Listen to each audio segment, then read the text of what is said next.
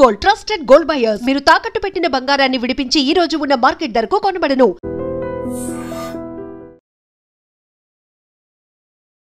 నమస్కారం, welcome to I dream. ధర్మ మార్గం విత్ విజిత కార్యక్రమానికి స్వాగతం.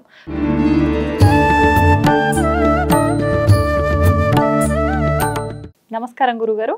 మహాదేవ శ్రీమాత్రే నమః. సాధారణంగా ఆలయంకి వెళ్తున్నప్పుడు కానివ్వండి, తెలిసి తెలియక చాలా రకాల తప్పులు అయితే చేస్తూ ఉంటారు, ఆడవాళ్ళైనా సరే మగవాళ్ళైనా సరే. ముఖ్యంగా ఈ కార్తీక మాసం వచ్చిందంటే మాసం అంతా కూడా ప్రతిరోజు దేవాలయానికి వెళ్ళే వాళ్ళు చాలా ఎక్కువ మంది ఉంటూ ఉంటారు. అయితే వీళ్ళు అక్కడ ఆచరించాల్సిన విధానాలు ఆచరించాలనే ఒక ఆత్రంలో కావచ్చు, మరి తెలుసో తెలియకో కావచ్చు, పక్కన వాళ్ళు చేసిన విధానాలని పాడు చేయడం కానివ్వండి, రకరకాలుగా ఏదో తప్పులన్నీ చేస్తూ ఉంటారు. అసలు ముఖ్యంగా అంటే ఇది తప్పు అని కూడా తెలియకుండా చేసే వాళ్ళు కూడా చాలా ఎక్కువ మంది ఉంటారు. అంటే ఏం తప్పులు చేస్తూ ఉంటారు సాధారణంగా? ఏం తప్పులు చేస్తే మనకు ఇబ్బందులు కలుగుతాయో వివరించండి. చాలా విషయాలైతే దేవాలయానికి సంబంధించినటువంటి తప్పులు చాలా ఉంటుంది. ఎందుకంటే ఇవాళ రేపు ఎవరికి ఏది చెప్పినా కూడా యాక్సెప్ట్ చేయలేనటువంటి కలియుగం అయిపోయింది ఇది. ఒకప్పుడు చెప్తే అందరూ వినేవారా అనేటువంటిది, అంటే కొన్ని యాక్సెప్ట్ చేసేవారు, లైక్ ఏదైనా కావచ్చును. ఇవాళ రేపు వీరు భుజించేటువంటి ఆహారం మూలకంగా, అంటే నాన్ వెజ్, ఒక రాక్షసులుగా తయారవుతున్నారు. ఇది మాత్రం సత్యం. ఎందుకు అంటే ఒక తల్లి దేవుని, అంటే ఈశ్వరుని యొక్క ఆలయం ముందు అంటే కొన్ని చోట్లలో మనకు వాయులింగాలు ఉంటాయి, అంటే అందరూ ముట్టుకునే విధంగా, అభిషేకం చేసే విధంగా. గర్భగుడి ఉండదు.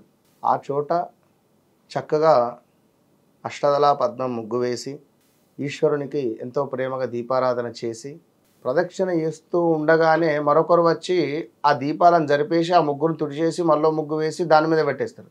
అర్థమైందా? అర్థమైంది. అవును. అంటే వారు నా శివయ్య అని చెప్పి వారు ఎంతో ప్రేమగా ముగ్గు వేసి దీపారాధన చేసి వారు ప్రదక్షిణ చేస్తుంటారు. వారు ప్రదక్షిణ చేస్తూ ఉండగా వీరికి తెలుసా తెలియకనా ఈ దీపాలను పక్క జరిపి నా దీపం పెట్టాలి అక్కడ నేనే అని చెప్పి ఆ ముగ్గును తుడిచేసి మళ్ళీ వీరు ముగ్గు వేసి మళ్ళీ పెడతారు. అవును అవును, ఇది ఎక్కువగా చూస్తూ ఉంటాం. లేదా అంటే కొండెక్కుతున్నటువంటి దీపారాధనలో నూనె పోస్తూ ఉంటారు. పోయొచ్చా పోయకూడదా చెప్తా. లేదా ఆల్రెడీ అందులో దీపారాధన చేసినటువంటి ఆ వత్తిని నూనె ఉన్నప్పటికీ దాన్ని మళ్ళీ వెలిగిస్తారు. ఇది నేనే వెలిగించా అని చెప్పి దండం పెట్టుకొని వెళ్ళిపోతుంటారు.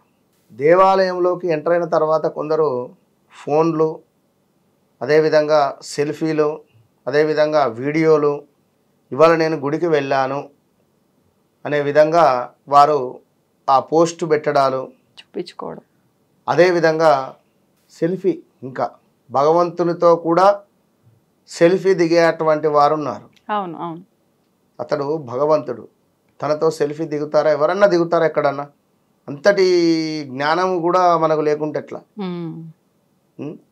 గంట మనము దేవాలయంలో చేసే 4 ప్రదక్షిణలకు 8 సార్లు గంటలు కొడతారు. గంట అనేటువంటిది ఒక రాహువు ఇంపాక్ట్ని క్రియేట్ చేస్తుంది. అదొక శబ్దము. ఘంటానాదము ఎప్పుడైతే జరుగుతుందో అక్కడ మనకు రాక్షసులు కావచ్చును, చెడు సంబంధిత కావచ్చును, భూత ప్రేత పిశాచాలు ఘంటానాదం విన్న తర్వాత అవి వెళ్ళిపోతాయి. తరచూ కొట్టడం ద్వారా అవి మళ్ళీ మనపై ఇంపాక్ట్ చూపిస్తవి. కనుక దేవాలయానికి వెళ్ళేది మనము ఒక పీస్ఫుల్, ఒక పాజిటివ్ కోసం. ఈ విధంగా ఎవరో అక్కడ ప్రదక్షిణ చేస్తూ ఉంటారు. పాపం మీరు గంట కొట్టడం ద్వారా వారి ప్రదక్షిణ డిస్టర్బ్ అవుతుంది, లేదా అర్చన అవుతుంది కావచ్చు అక్కడ, లేదా అభిషేకం అవుతుంది కావచ్చును. అన్నీ చూసుకోవాలి. ఒక్కసారి మీరు దేవాలయానికి వెళ్ళారు, మరొకటి స్నానాది కార్యక్రమాలు చేసుకొని చక్కగా చెప్పులు వేసుకొని దేవాలయానికి వెళ్ళి దేవాలయం ముందు చెప్పులను విడిచి నేరుగా లోపలికి వెళతారు. నేను ఇప్పుడే స్నానం చేసా, ఏంది? చెప్పులు ఎక్కడెక్కడనో తిరిగి ఉన్నవి, ఎక్కడెక్కడనో ఎన్ని రోజుల నుండో. సో అలాంటి చెప్పులు వేసుకున్న తర్వాత తప్పకుండా కాళ్ళు కడుక్కొనే మనం గుడికి వెళ్ళాలి. కొందరు పొద్దున్నే లేచి స్నానాది కార్యక్రమాలు చేస్తారు, పాపం ఇంట్లో దీపారాధన చేస్తారు స్త్రీమూర్తులు. దేవాలయం దూరం ఉంది, పాపం వారి భర్త 12 అయింది రాత్రి వచ్చే వరకు. అతని నిద్రలోంచి లేపి ఒకటే బండి మీద తన అట్నే పాషి ముఖంతో బండి నడుపుతూ తన వెనకాల ఏమో బుట్టి పట్టుకొని దేవాలయానికి వస్తారు. ఇది నేను నా కళ్ళారా చూసినటువంటి విషయం నేను చెప్తున్నాను. ఇంకా బండి మీద దూరం దూరం కూర్చుంటారు తాకకుండా. అంటే మన మనస్సు అంతే, ఏం లేదు అక్కడ నేను చెప్పేది. ఇగో ఇక ఎన్నని చెప్పాలి, ఏమని చెప్పాలి ఇంకా నేను.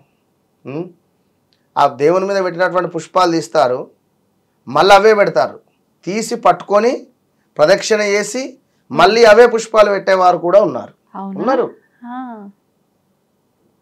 ఎన్ని అని చెప్పాలి, ఎంత చెప్పాలి. భగవంతుడి పైన పూలు తీసి కూడా పెట్టుకుంటారు, నిర్మాల్యం కదా. అది తీసి మన రక్ష ఇంటికి తీసుకొని వెళ్ళండి.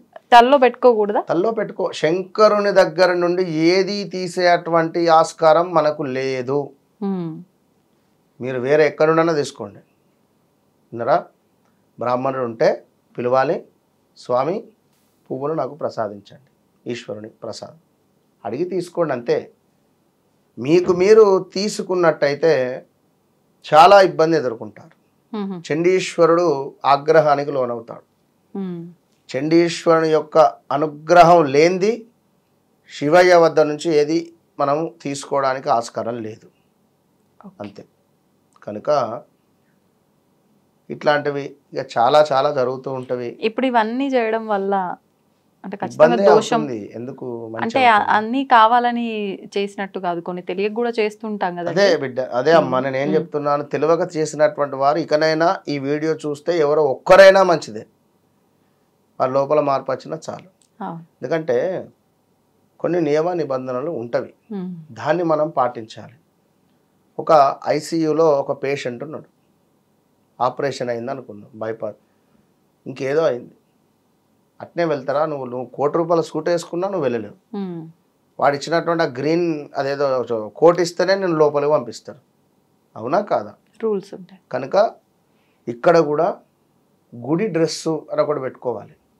వస్త్రాలు, దేవాలయం సంబంధిత వస్త్రాలు, లుంగి, అంగియ లేదా స్త్రీమూర్తులు చక్కగా గాజులు అన్నీ ధరించుకొని వెళ్ళాలి. వెళితేనే అమ్మవారు ఏ విధంగా ఉంటుందో ఆ విధంగా మనం అమ్మవారికి దర్శనం ఇవ్వాలి. అంతేగాని మనము చున్నీ లేకుండా గాజులు లేకుండా వెళ్ళేటువంటి సంస్కృతి కాదు, వెళ్ళకూడదు. ఇంకా చాలా విషయాలు జరుగుతుంటాయి, గందరగోళాలు. కొందరు ఊరికే ముచ్చటపెట్టడానికి కూడా గుడికి వస్తారు. ఇప్పుడు ఇంతకీ ఇప్పుడు ఇందాక మీరు ఒకరు వెలిగించిన దీపం ఆరిపోతే కొండెక్కితే మనం వెలిగించటము, అది వెలిగించొచ్చా వెలిగించకూడదా? అండ్ వాళ్ళు వెలిగించిన దాంట్లో దీపం ఉంది, మనం ఆయిల్ వేయటము, ఇది చెయ్యొచ్చా చేయకూడదా అండి? ఇప్పుడు ఆల్రెడీ అందులో ఒక వత్తి ఉన్నది, గాలికి కొండెక్కింది అనుకుందాం, అది దీపం మనం వెలిగించవచ్చును. అది అంటే దీపము వెలిగిస్తున్నా ఇంతే, నేను దీపం వెలిగిస్తున్నా అహం ఉండదు అనేటువంటిది ఇక్కడ. కేవలం దీపారాధన మనం చేస్తున్నాం, అక్కడ కొండెక్కింది దీపారాధన అంతే. అంటే కొందరు మర్చిపోయో లైక్ ఇంకేదో లేదా అనుకొని ఇది నేనే పెట్టినా ఎవరిదో కావచ్చును, అందులో మళ్ళీ ఒక చుక్క ఆయిల్ వేస్తారు వారు తెచ్చింది. అట్లా వేయొద్దు. ఫ్రెష్గా మట్టి ప్రమిద, అందులో మీ ఆయిల్ వత్తులు వేసి దీపారాధన. అది కూడా ఈశాన్యం. మనము దేవాలయంలోకి ఎంటర్ అయ్యేటప్పుడు రైట్ సైడ్ ఈశాన్యం ఉంటుంది. ఈశాన్యం వైపు భగవంతుని యొక్క ఈశాన్యము వైపుగా ఆ యొక్క వత్తి చూస్తూ ఉండాలి. మన ఇంట్లో అయితే లెఫ్ట్ సైడ్, అంటే మనం తూర్పుకేసి చూస్తూ ఉంటాం, పూజాది కార్యక్రమాలు చేస్తూ ఉంటాం. కనుక మనకు హార్ట్ గుండె దిక్కు దీపాలు పెట్టాలి ఆ వత్తి.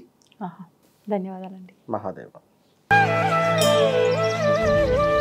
తవ్వండి, తవ్వుతూనే శివలింగం సరే దాన్ని అట్లా కప్పేసేయండి, చూపించదండి. మూర్తి పూజ కాదు, సాక్షాత్ బ్రజేంద్ర నందన భగవాన్ ఉన్నారు మూర్తిలో.